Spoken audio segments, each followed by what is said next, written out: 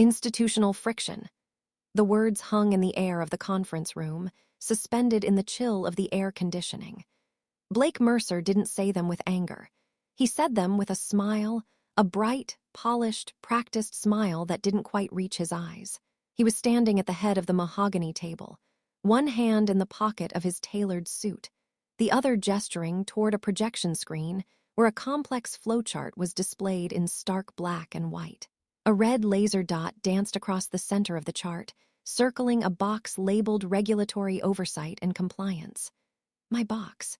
"We've analyzed the workflow velocity across all 4 quarters," Blake continued, his voice smooth, the kind of voice that sounded great on a podcast but hollow in a crisis.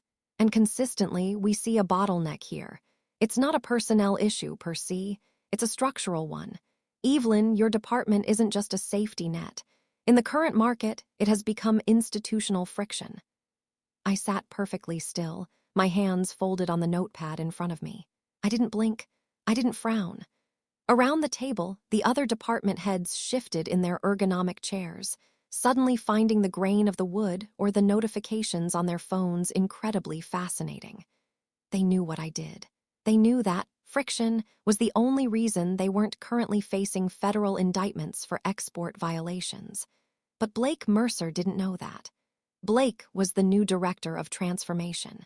He was 32, had an MBA from a school that charged more for its brand name than its curriculum, and had spent the last 5 years streamlining tech startups that didn't have to deal with the Department of Defense or the FDA. "Friction," I repeated, testing the word. It tasted like ash. "That is an interesting choice of words, Blake." "It's accurate," he countered, clicking to the next slide. It showed a graph with a soaring green arrow labeled potential velocity and a flat gray line labeled current output. We need to move at the speed of trust. We need agile responsiveness. Having a mandatory 72-hour review period for every cross-border shipment is archaic. It's dragging down our EBITDA. I took a slow breath, inhaling the scent of stale coffee and ozone. "The 72-hour review is a requirement of the International Traffic in Arms Regulations, Blake. It's not a suggestion. It's federal law." Blake waved a hand dismissively, as if I were fussing over the color of the breakroom napkins. "Laws are open to interpretation, Evelyn. That's what legal is for. Your job isn't to police the company. It's to facilitate business. We need to automate the risk assessment. We need to remove the human element. Specifically, the element that says no." He looked directly at me then. The smile tightened just a fraction. "We're moving toward a yes-first culture," he said. "And frankly, Evelyn, you've built a career on being the person who says stop." I looked at him, really looked at him. I saw the ambition burning behind his contact lenses. I saw the desperation to prove his worth to the board by cutting costs in the one place where costs were actually an investment in survival. "I don't say stop, Blake," I said, my voice steady, barely above a whisper. "I say survive," he chuckled, a dry, dismissive sound.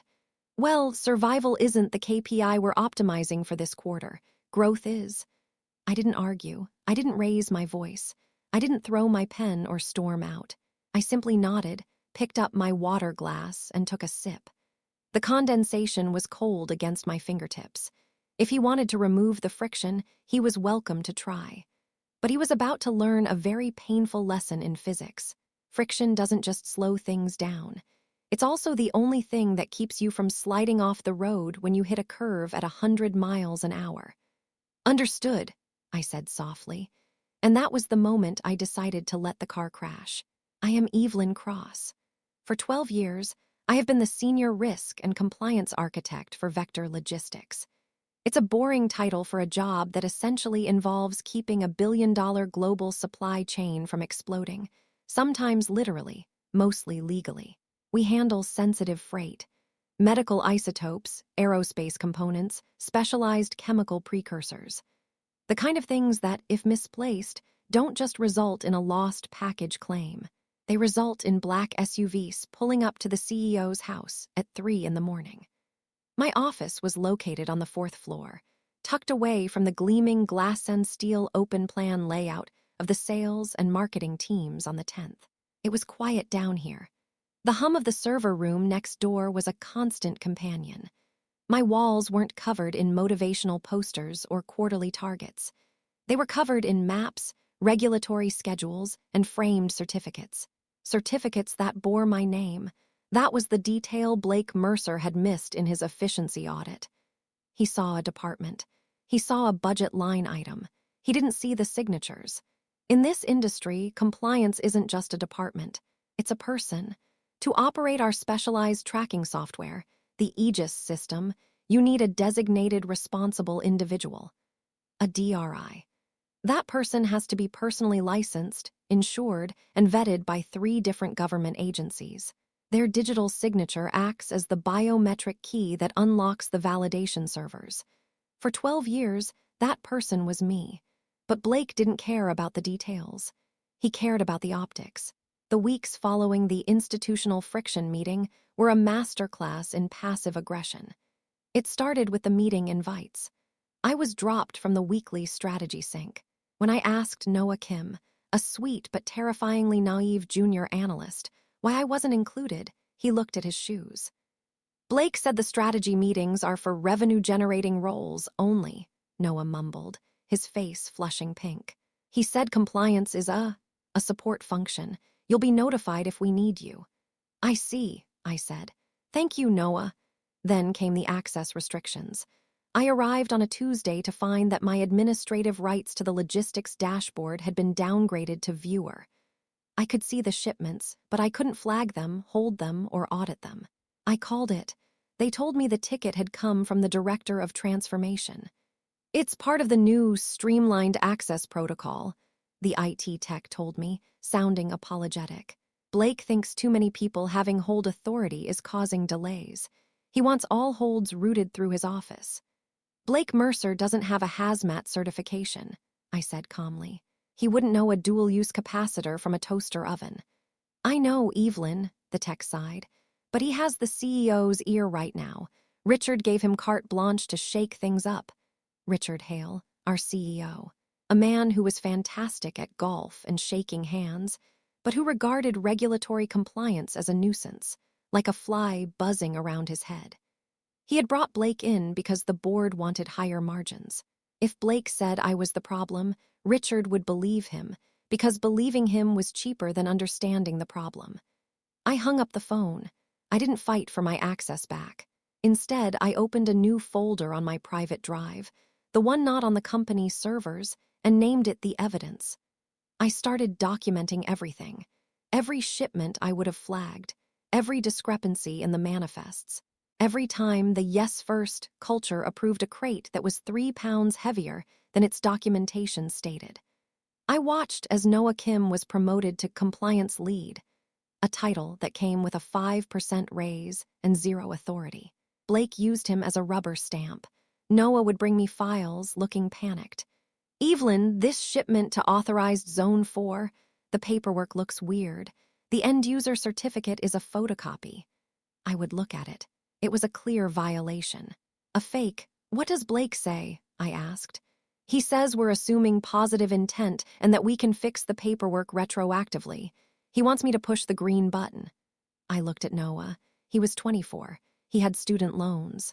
He was terrified of losing his first real job. Do what you feel is right, Noah, I said gently.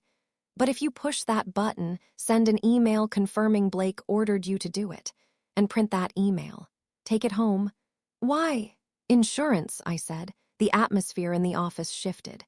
The quiet tension of diligence was replaced by a frantic, buzzing energy. Buzzwords flew like shrapnel: synergy, velocity, disruption. Blake walked the halls like a conquering general, high-fiving the sales guys who were suddenly closing deals that used to be impossible because compliance would have killed them. They thought they were winning. They thought they had unlocked some secret code to productivity. They didn't realize they were just taking the brakes off a freight train heading downhill. The climax of the escalation came 6 weeks into Blake's reign. The quarterly federal audit was approaching. Usually, I spent the month prior preparing the Aegis system, reconciling the logs, and running mock inspections. I sent an email to Blake. Subject: Q3 federal audit preparation, Blake. We need to begin the reconciliation process for the audit scheduled for the 15th. I require my admin access restored to generate the chain of custody reports. His reply came 4 hours later. It was 2 sentences. Evelyn, we are moving to a localized audit strategy using the new automated tools Noah is managing. Your manual review is no longer required. I stared at the screen. Automated tools. He meant a script he'd bought from a third-party vendor that just scanned for empty fields. It didn't check for truth, it checked for text. I replied once more. Blake, the federal auditors require the DRI, designated responsible individual, to present the data. That is me. If I do not present it, or if the data has not been verified by a licensed officer, the audit will automatically fail. He didn't reply to the email. Instead, a calendar invite appeared in my inbox for the following morning at 9 a.m. Subject: Role Assessment / Restructuring. Attendees: Evelyn Cross, Blake Mercer, Lauren Pike, HR. I knew what it was. I think I had known since the moment he said friction. I went home that night and did not sleep, but I didn't pace either. I sat at my kitchen table with a cup of herbal tea and my personal laptop. I logged into the federal licensing portal, the government site, not the company one. I checked my status. Active. Affiliated entity, Vector Logistics. I read the terms of service. Specifically, Section 8, Paragraph C. In the event of termination of employment, the license holder must immediately revoke their digital certificate from the affiliated entity's operating system to prevent unauthorized use of their credentials. Immediately, I whispered to the empty room. I printed the page. I folded it neatly and placed it in my purse. The next morning, the conference room felt smaller. The air was stifling. Blake was there, looking fresh and energized, smelling of expensive cologne and arrogance. Lauren Pike, our HR manager, looked like she would rather be anywhere else. She avoided my eyes, focusing intently on a folder in front of her. Evelyn, take a seat, Blake said, gesturing to the chair opposite him. I sat. I placed my hands on the table. Is this about the audit, Blake?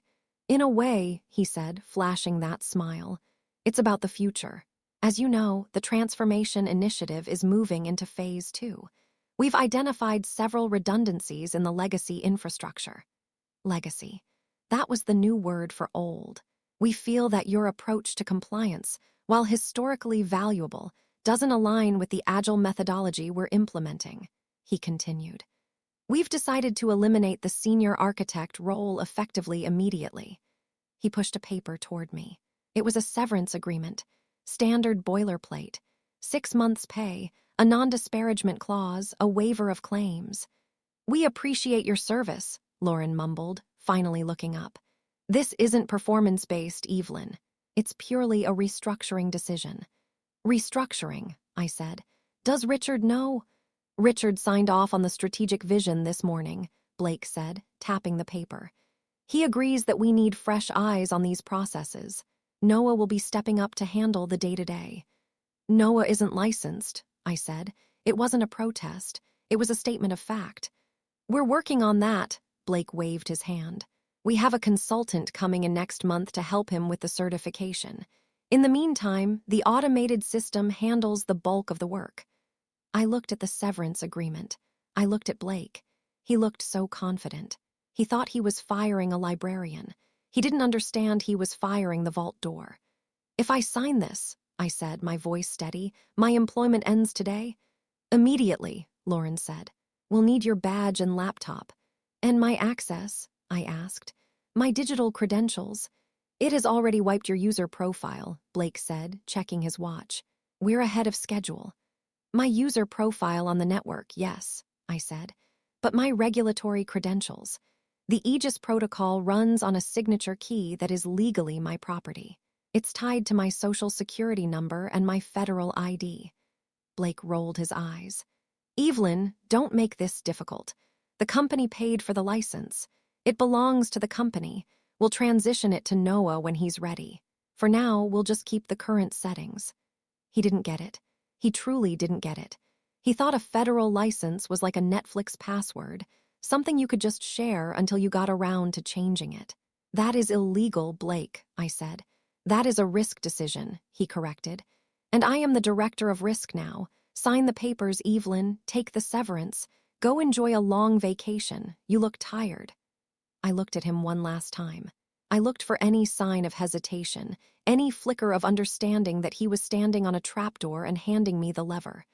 There was nothing, just blind, ego-driven confidence. I picked up the pen.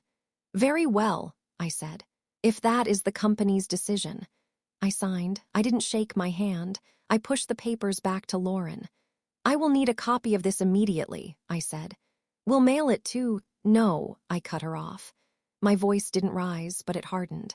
It became the voice I used when I told a VP that he couldn't ship unauthorized polymers to a sanctioned nation. I want a countersigned copy in my hand before I leave this room. I need proof of the exact minute my employment terminated. Lauren looked at Blake. Blake shrugged. Print it, Lauren. Let's get this over with. 10 minutes later, I walked out of the building.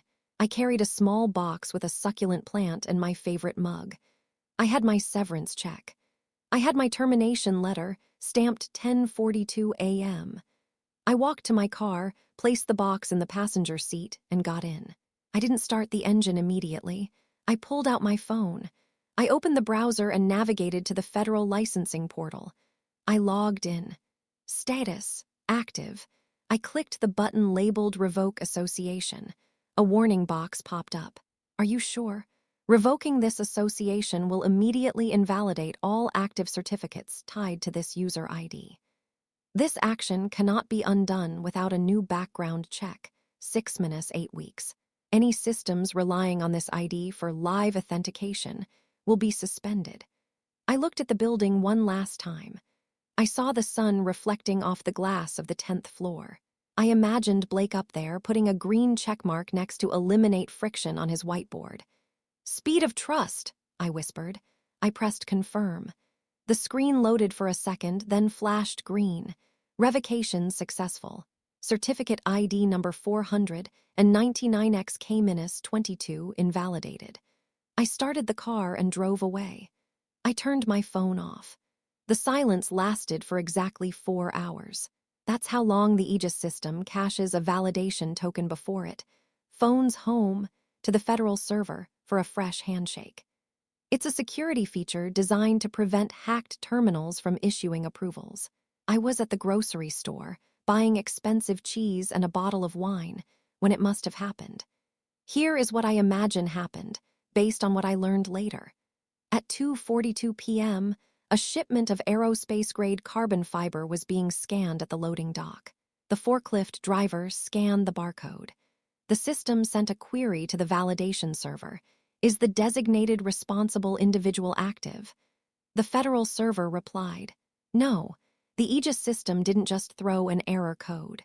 It went into containment mode. In our industry, if you can't prove a shipment is legal, the system assumes it is illegal. The digital gates on the loading dock slammed shut. The inventory management software locked all records to read only. The label printers stopped printing. And on the 10th floor, on the giant monitors that Blake had installed to show real-time velocity, the dashboard didn't just turn red. It turned black, critical failure, license invalid, operations suspended. I was unpacking my groceries when my landline rang. I let it ring. Then my cell phone, which I had turned back on to listen to a podcast, started buzzing.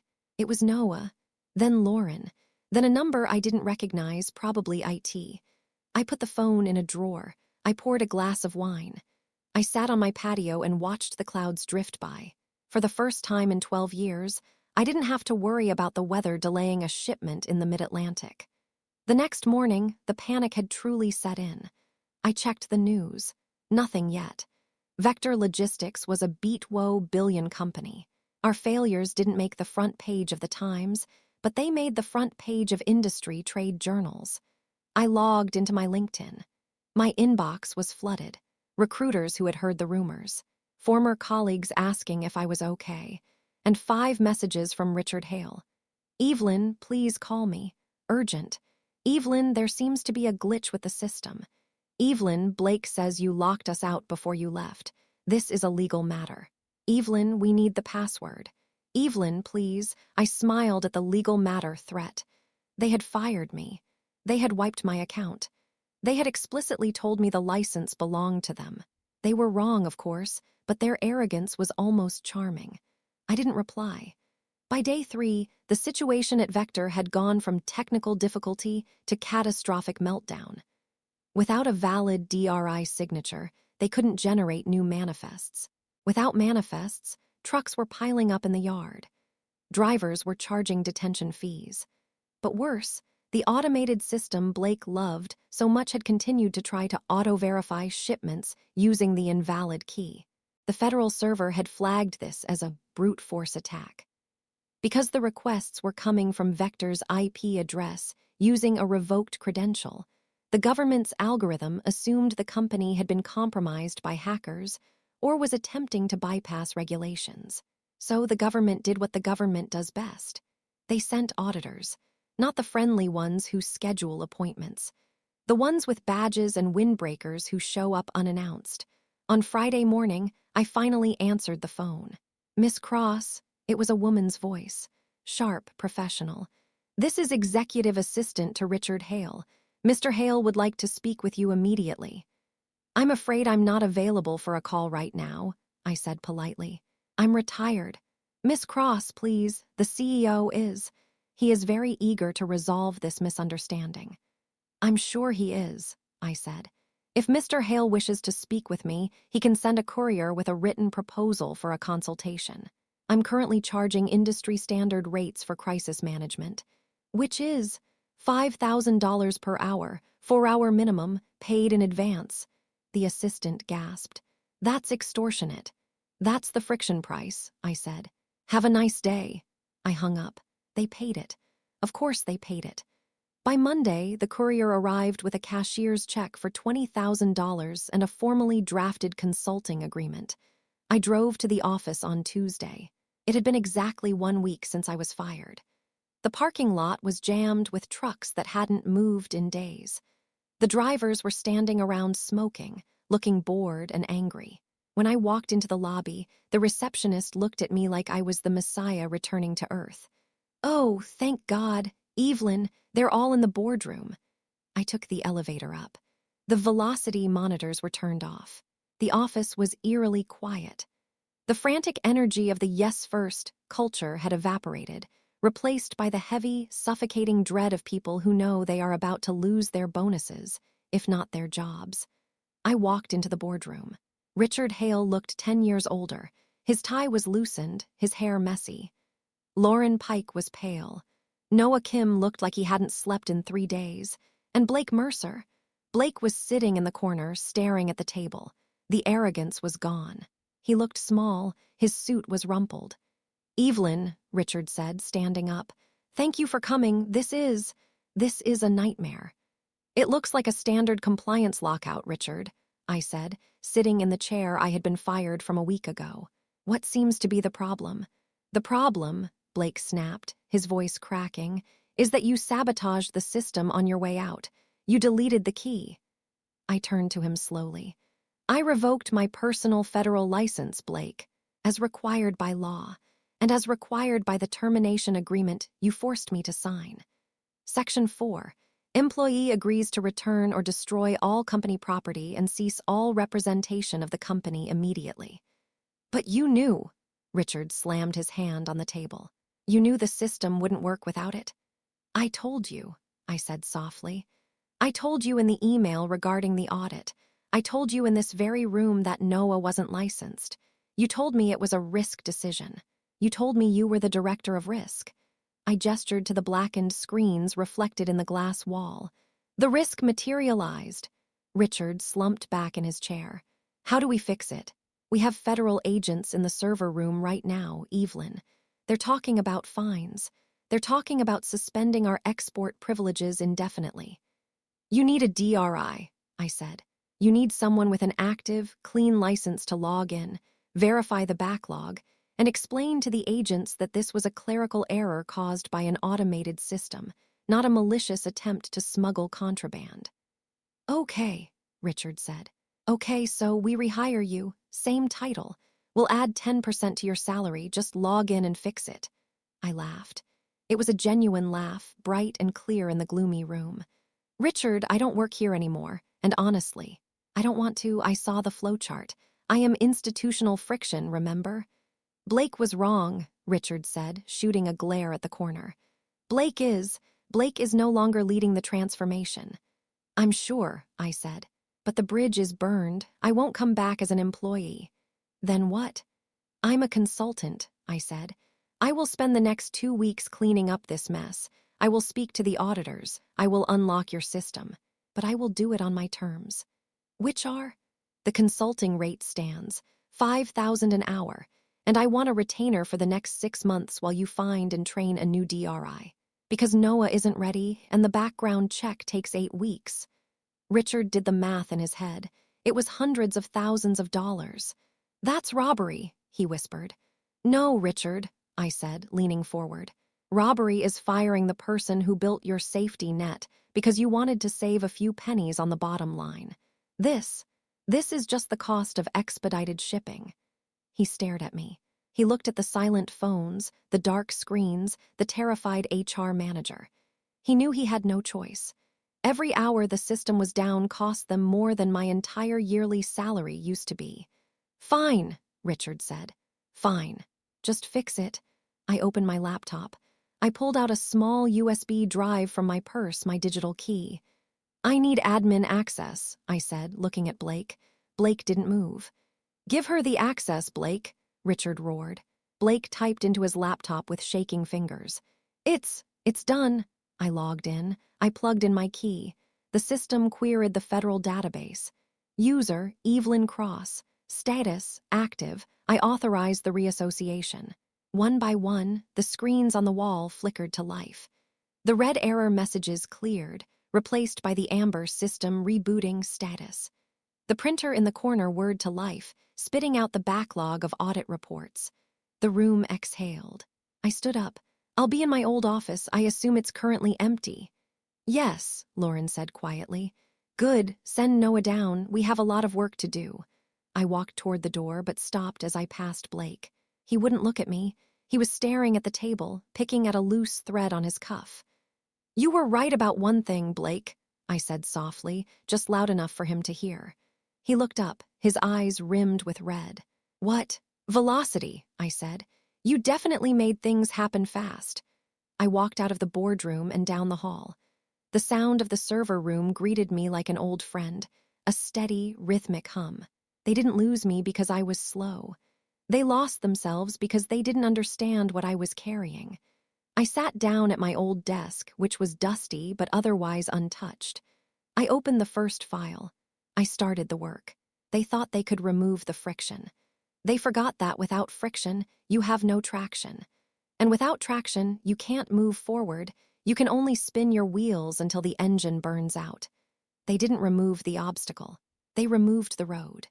And now, they were going to pay for every mile of pavement I had to lay back down. What would you do in this situation? Comment below and follow for more office revenge stories.